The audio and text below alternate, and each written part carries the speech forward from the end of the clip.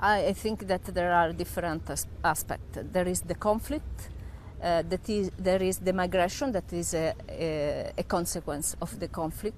There is terrorism, and there is the possibility for foreign fighters to use the migration flows to come in Italy. So we have different aspects that oblige us to act for the security in the south. I think that ensuring security in Libya is ensuring security in Italy, in Europe, and for all the Western world. Is your government speaking with one voice on this? We see a very hardline approach from the Deputy Prime Minister, Mr. Salvini. Is that at odds with where Five Star and Mr. Di Maio believes the approach should be led? No, I think this is something that newspapers and media, they try to say that we are divided, but really we are going in the same direction. Maybe sometimes Salvini in his style is a little different from the others. Sure, it is different from me, but the idea is we have to lead the process with Europe, in asking Europe to be more sensitive through us, through Italy, because we cannot face alone the problem of massive migration coming now. And I think that this massive migration will not stop. The massive migration is not something linked to a particular moment. It's something that maybe will also grow because it's linked also to climate change. It is linked to desertification. It's linked to security. So we have to find a way to work all together.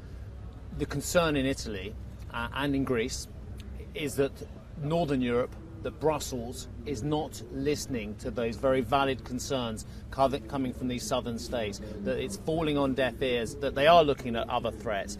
Is that a fair summary, that actually Italy feels that it is not being supported at an EU-wide level?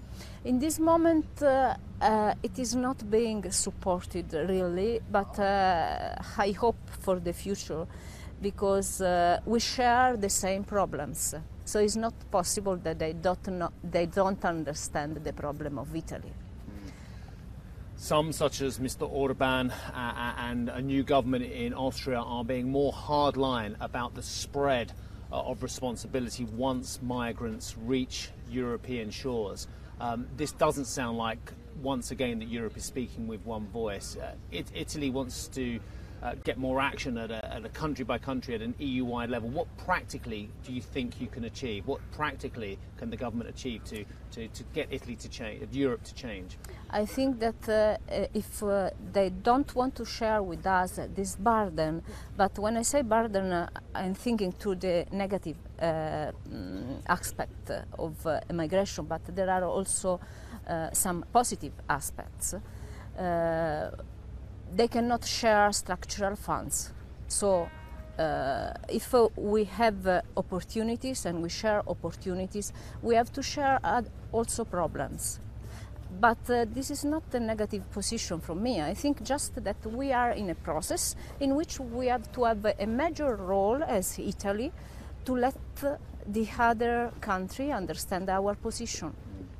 So it's not a position of a closure, it's not a position of say, you do this, otherwise we will go out of Europe. No, it is not so. I just have to find a way to be understood by Europe. So there's no way Italy would withhold funds going to Brussels because of this issue, because actually Italy isn't getting support, because one or two senior politicians in the government have been talking about potentially the withdrawal of funds until we get support in Italy. I think that we have other way to be. We really trust in Europe as a value. We trust in the values of Europe when it was created.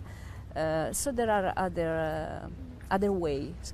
For example, when we divide the structural funds, the European structural funds, among the countries, we have to take in account which country is contributing also to the managing of migration, and which country is closing its border. So we have one Europe. We cannot have different criteria for different questions.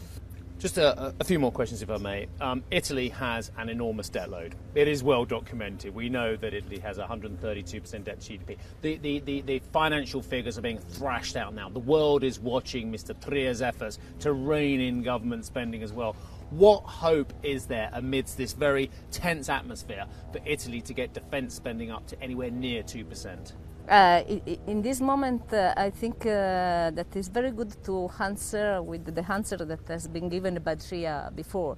We will use the criteria of graduation. So we will achieve our goals not in 1 year. This is impossible without going out of the limits that are fixed by Europe, but we will take the time we will have at disposal to achieve this. So before some growth and then investments, but there are some investments that have to push it from now, from the beginning. And I really think that the investment in defense is very important because there is a multiplier effect that is from 1 to 3, and this is very important to have also the growth in the economy.